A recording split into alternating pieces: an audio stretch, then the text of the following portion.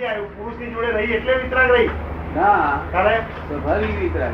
સ્વાભાવિક વિતરાગ અને પુરુષ ના વિતરાગ ને અમારા વિતરાગ માં શું ફેર? કારણ કે આ જળ છે ને પ્રકૃતિ, એ ચેતન નથી, એ જળ છે, એ સ્વાભાવિક વિતરાગ છે. સ્વાભાવિક વિતરાગ એટલે આ શેઠિયા જેવું, હે મિલના શેઠિયા જેવું.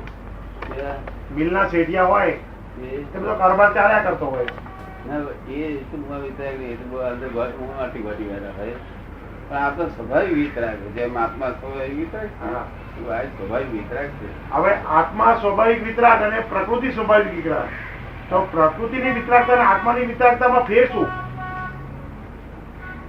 બેમાં કોઈ ભેદ નથી.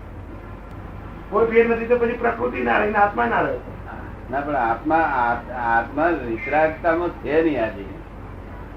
આજે નથી, એટલે આ પ્રકૃતિ ડખો ચાલુ કરે છે, છે, ચાલે છે. ડખો કરે છે, એટલે પ્રકૃતિ ડખો અને reaction માં આવે. બસ. પ્રકૃતિ જાતે કશું કરતી તો પછી પુરુષ અને પ્રકૃતિમાં ફેર કેવી રીતે?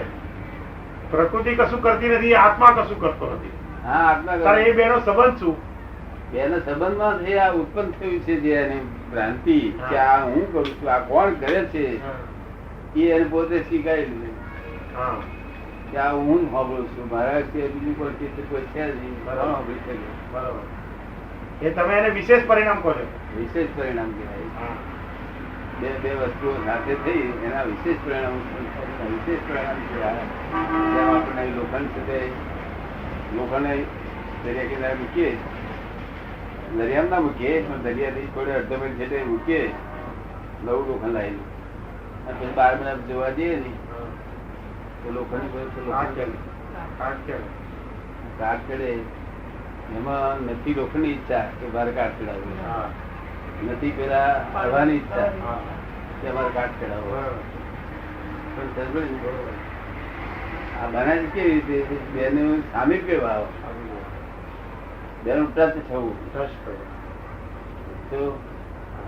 તો આ બેના ટચ આત્માની આ દશા થઈ છે. એટલે પ્રકૃતિ બી અનાદિ થઈ. હે પ્રકૃતિ પણ અનાદિ જ છે.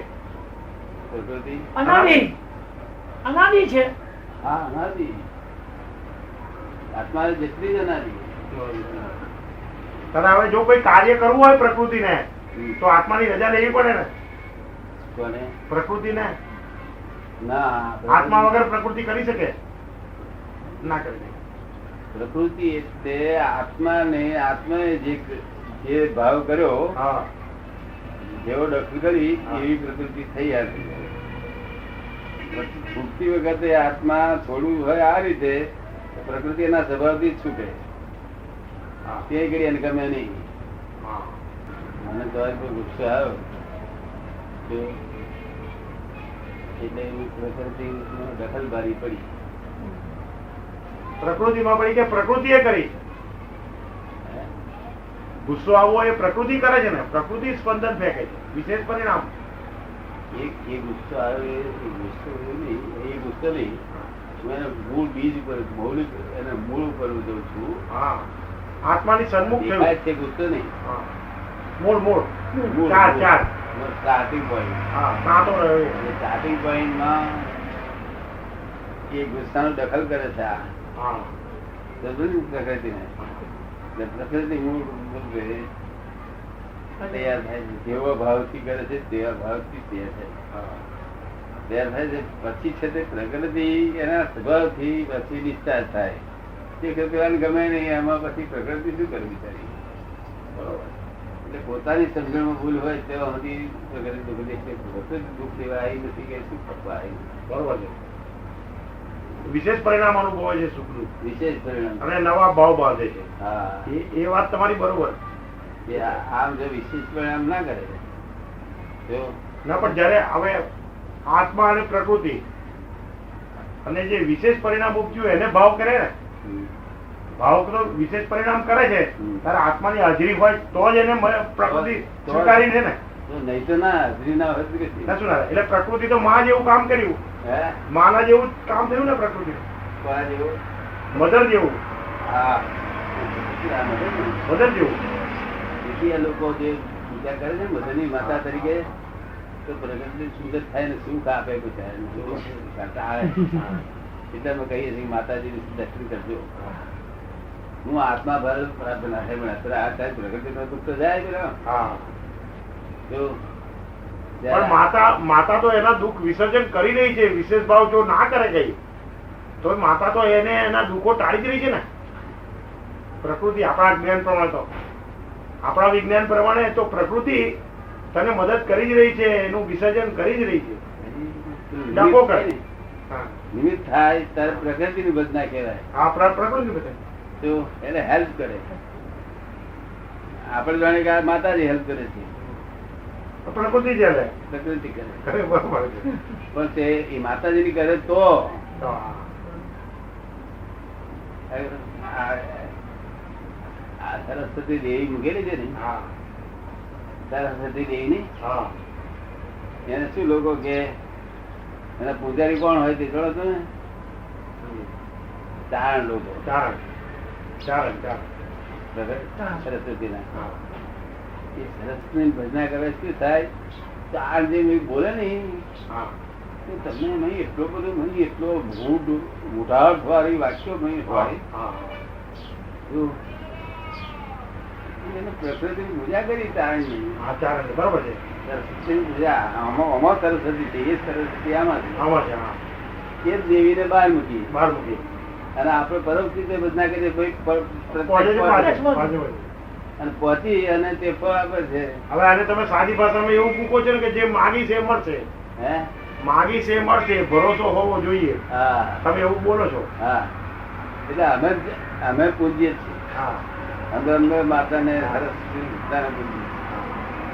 માતાજી એક્સેપ્ટ કરી છે. કોઈ પણ જઈને માતાજીને એક્સેપ્ટ કરે નહીં. શું? બરોબર. તો પ્રકૃતિ ફળે નહીં આપણે. અને બધે જ વિતરાગ થવું પડશે તમારે. તમે કહો કે માતાજી લોકોની માન્યતા છે ખરી કે નહીં? હા, જે છે. આ લોકોની માન્યતા એટલે આત્મા આપણા જેવા જ છે ને. હા. હવે કોઈ માન્યતા આપણે ભંગ કરી અને આપણે મોક્ષથી એવું બને નહીં. માન્યતા ભંગ કરવા આવ્યો એટલે મોક્ષમાં જ નથી. હે, માન્યતા ભંગ કરવા આવ્યો તે મુક્તિમાં નથી. મુક્તિમાં નથી. પછી મોક્ષ કઈ દી હોય? મારું કહેવાનું કે આ લોકો માન્યતા ભંગ કરે લોકો. હા. પણ આપણે આપણી જાતે તો સમજવું પડશે ને દાદા કે આ પ્રકૃતિ ભાગ છે એવું જાતે તો આપણે સમજવું પડશે ને. પોતાના માટે તો સમજવું પડશે ને કે આ પ્રકૃતિનો જે બાહ્ય ભાગ છે એ આ પ્રતિક રૂપે આપ્યો છે, તેને હું ભજું છું, માટે આ પ્રમાણે ફળ થાય છે, અને આ ફળ થવાનું મિકેનિઝમ આ છે, અને પ્રકૃતિ આ રીતે ડિસ્ચાર્જ થઈ રહી છે. તો મારી ચેતનતા, હું પ્રકૃતિ થઈ જઈશ તો મારી ચેતનતા હણાઈ જશે. આવું આપણે જાણીએ ત્યારે આપણે પ્રકૃતિ બાબતમાં તો સ્પષ્ટ થયા ને. પછી આપણે એની કઈ વિરાજ ના કહેવાય, બીજાને ના કહેવાય, આપણા માટે તો સમજવું પડે ને. બીજો તો કરતો હોય તો એ સમજશે. આપણે હિસાબ સમજી લેવાનો, એનો મેળ શું છે, નથી રીતે બધું રીત બધી જાણી લેવાની.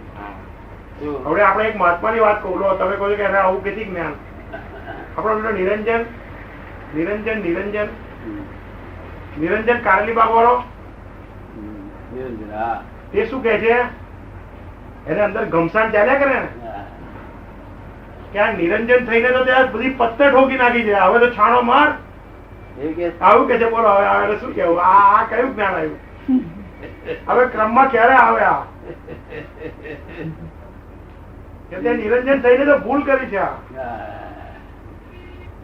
હવે આ ફળ કઈથી આવ્યું? ઊંડું કેવું આવ્યું? કેટલું જલ્દી આવ્યું? આપણે આ પહેલું પુસ્તક દાદા પ્રગટ કર્યું ને, તેમાં 148માં પાન ઉપર જગતનું અધિષ્ઠાન એમ કરીને સંકલન થયું છે. જગતનું અધિષ્ઠાન એમાં તમે બતાવી દીધું કે જગત કેમ ઉભું થયું છે. અરે બહુ સુંદર છે.